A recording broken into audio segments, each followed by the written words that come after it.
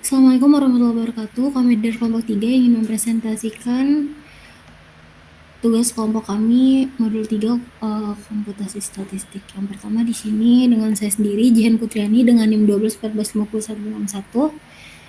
Di sini yang pertama kita membuat data awal, yaitu membuat beberapa vektor untuk menyimpan data nama, NIM, gender, dan nilai tugas. Selanjutnya, data ini berupa informasi nama mahasiswa, ada NIM, gender, serta nilai tugas. Ada tugas 1 dan tugas 2. Jadi di sini kita membuat data frame, itu menggunakan fungsi data.frame tutup kurung. Ini untuk menggabungkan data di atas menjadi satu tabel yang disebut data frame bersama data underscore nilai. Tabel ini akan menampilkan data untuk setiap mahasiswa. Selanjutnya kita menambahkan kolom baru. Di sini menambahkan 2 kolom baru ke data frame tersebut, yaitu tugas 3 dan tugas 4 yang berisi nilai tugas tambahan untuk setiap mahasiswa. Setelah menjalankan kode ini, data frame atau data underscore nilai ini akan memiliki kolom berikut. Ada nama mahasiswa, NIM, nomor induk mahasiswa, gender, jenis kelamin mahasiswa, mahasiswa untuk laki-laki, M untuk laki-laki, F untuk perempuan, dan tugas 1 hingga tugas 4, nilai tugas 1 hingga 4. Selanjutnya akan dijelaskan oleh rekan saya. Baik, perkenalkan sebelumnya nama saya Kalisa Zuhra Alia Vanevi dengan NIM 122450034. Baik, di sini saya akan menjelaskan tentang subsetting data. Pada subsetting data, kita memilih subset dari data yang relevan dari dataset yang lebih besar. Di sini ada kode untuk menampilkan nilai dari tugas 2 dengan output 90, 80, 75, 75, NA, 55, 90, 45, 95, dan 65. Selanjutnya, menampilkan nilai dari mahasiswa yang bergender wanita dengan kode khusus yaitu F untuk female. Lalu dapat dilihat untuk outputnya di sana. Jadi di sini udah tertera nama-nama untuk mahasiswi. Ya betul, ya bukan sih. Untuk nama-nama perempuan di sini ada Kresken, Arkanta, Fusi, Horikita, dan juga Jumintan. Juga keluar NIM-nya, gender, tugas 1, tugas 2, tugas 3, dan tugas 4. Selanjutnya, menampilkan nilai dari mahasiswa yang bergender pria dengan kode khususnya itu M atau male. Bisa dilihat di sana ada output yang dikeluarkan. Ada nama, NIM, gender, tugas 1, tugas 2, tugas 3, dan tugas 4. Untuk namanya ada Aldo, Bento, Delgo, Guldok, dan Ikhlas. Lanjut, yaitu menampilkan mahasiswa yang memiliki nilai yang tidak lengkap. Untuk outputnya di sini tertera untuk data Erkanta, nilai yang tidak lengkap itu ada di tugas 2. Guldok nilai yang tidak lengkap ada di tugas 3, dan Ikhlas nilai yang tidak lengkap ada di tugas 1. Lanjut, menampilkan mahasiswa yang memiliki nilai lengkap. Untuk outputnya, di sini tertera nama-nama atau data-data dari mahasiswa juga mahasiswi yang data-datanya lengkap. Lanjut. Oke, mengganti NA dengan nilai tertentu. Sebelumnya ada data-data yang tidak lengkap. Nah, di sini itu dilengkapi. Dengan output di bawah ini data-data yang sudah dilengkapi. Lanjut.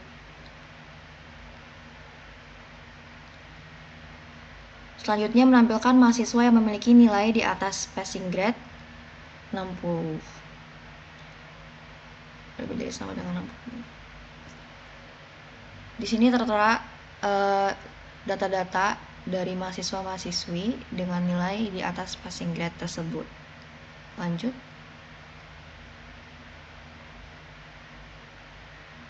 Untuk selanjutnya akan dijelaskan oleh rekan saya. Terima kasih.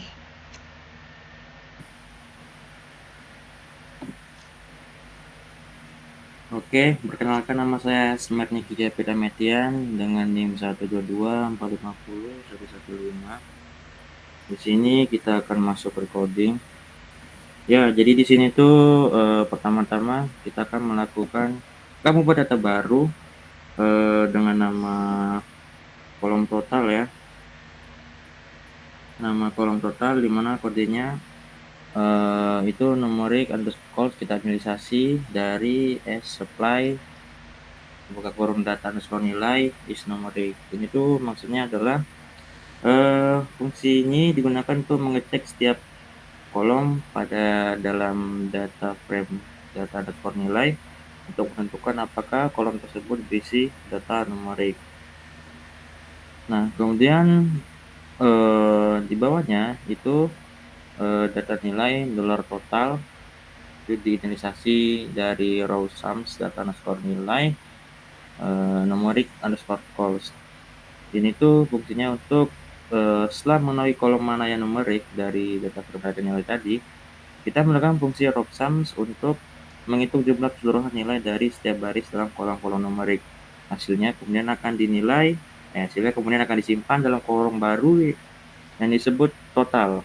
Kolom total pada ini kolom totalnya yang ada 355 ada 90 gitu. Nah, setelah itu kita di sini juga akan membuat tuh namanya kolom nilai akhir ya, dimana kolom nilai akhir itu adalah nilai si dimana kolom nilai akhir itu adalah kolom total dibagi 4. Jadi ini kalau di run tuh bisa keluar outputnya nilai akhirnya seperti ini ya, dilihatlah bergambar. Oke, kemudian akan menambahkan data faktor berupa variabel baru untuk menjelaskan keterangan pada nilai akhir. Nah, di sini kita akan membuat keterangan untuk dataset kita di mana dikategorikan tidak lulus jika nilainya itu di bawah 60. Jadi di sini menggunakan cut ya. Fungsi cut di sini digunakan untuk mengkelompokkan nilai akhir ke dalam interval tertentu. Nah, pada kasus ini jika di bawah 60 maka diberi label TL atau tidak lulus, dan jika 60 atau lebih maka diberi label nilai lulus. Nah, ini bisa dilihat ya nilai akhirnya. Jadi ya di kasus ini cuma satu ya, si Horikita nggak lulus ujian. Oke.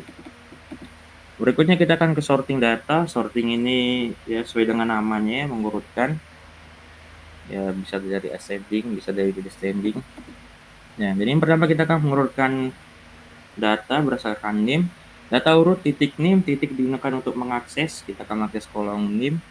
Kemudian kita di sini akan mengurutkan menggunakan perintah order.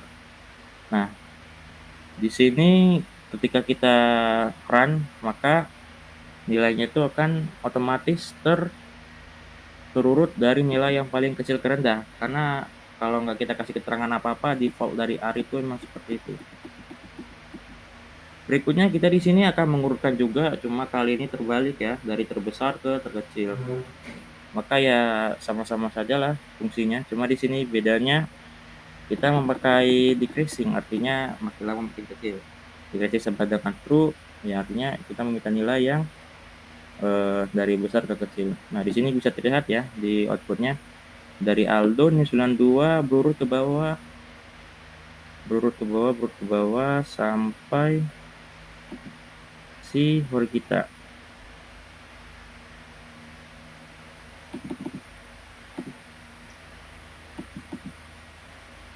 Ya, ini oke. Berikutnya ada merging data, mungkin bisa disampaikan oleh Hoirul. Oke, terima kasih teman saya Ahmed ya. Di sini saya Hoirul Mizan Abdullah dengan NIM 122450010 akan melanjutkan pembahasan ke topik selanjutnya, yaitu merging data atau penggabungan data. Apa sih penggabungan data? Kenapa sih gitu kita ngegabungin data? Nah, penggabungan data yang artinya ya kita butuh 2 atau lebih gitu kan dataset yang kita gabungin, yang kita gabunginnya tuh berdasarkan kolom gitu yang dari 2 dataset ini yang punya 2 dataset atau lebih ini yang punya kesamaan atau relasi tertentu gitu. Nah, di sini contohnya ya kita bakal ngegabungin 2 dataset berdasarkan kolom namanya. Di sini kita ada nilai praktikum nilai kuis sama kalau nilai tambah bawahnya itu tabel data frame ya nanti. Nah pertama kita nilai praktikum sama nilai kuis dulu apa sih. Jadi keduanya ini adalah vektor yang isinya ya nilai-nilai praktikumnya sama nilai kuis. Jadi ini data baru ya yang kita baru input, yang baru kita tambahin. Nah untuk nilai tambahnya itu adalah data frame yang kita pakai untuk menggabungin nanti nama, nilai praktikum sama nilai kuis gitu ke sebuah tabel baru bernama nilai tambah. Nah nilai tambah ini kita panggil ya kemudian. Jadi nilai praktikum sama nilai kuisnya tuh digabung berdasarkan nama. Selanjutnya kita lakukan fungsi merge. Kita ngegabungin data nilai yang udah kita punya dengan nilai tambah yang baru kita bikin tadi. Nah fungsi merge ini ya kita pakai untuk ngegabungin dua data frame ya, data frame data nilai sama data frame nilai tambah. Menggabunginnya pakai apa? Nah itu di sampingnya kalian lihat setelah nilai tambah ada by sama dengan nama. Nah ini tuh kita pakai untuk menggabungin dua data frame tadi berdasarkan kolom nama gitu yang ada di kedua data frame tersebut. Misalnya jadi data frame baru yang ngegabungin kolom dari data nilai ya, data frame data nilai sama data frame nilai tambah. Berdasarkan apa? Berdasarkan nama mahasiswa yang sama. Nah, ini hasilnya. Jadi kegabung mereka. Selanjutnya kita lanjut ke reshaping. Ya, reshaping atau mengubah bentuk data. Ya. Jadi reshaping tuh apa sih? Reshaping tuh kita mengubah strukturnya atau bentuk data yang kita punya gitu. Apa kita ubah isinya? Kenapa kita ngelakuin reshaping ya? Biar mempermudah kegiatan analisis aja sih. Ya, kegiatan visualisasi. Sebenarnya kayak sesuai kebutuhan masing-masing aja. Jadi di sini kita bakal belajar cara mengubah data dari long ke wide sama wide ke long. Nah, pertama ini kita bikin dataset IPK sama status ya. Ini sama kayak sebelumnya, vektor yang isinya tuh ya IPK mahasiswa sama status mahasiswa masing-masing gitu, kayak cuti, lulus, sama baru gitu. Nah, bawahnya ada data underscore MHS atau kita bilang aja data mahasiswa lah.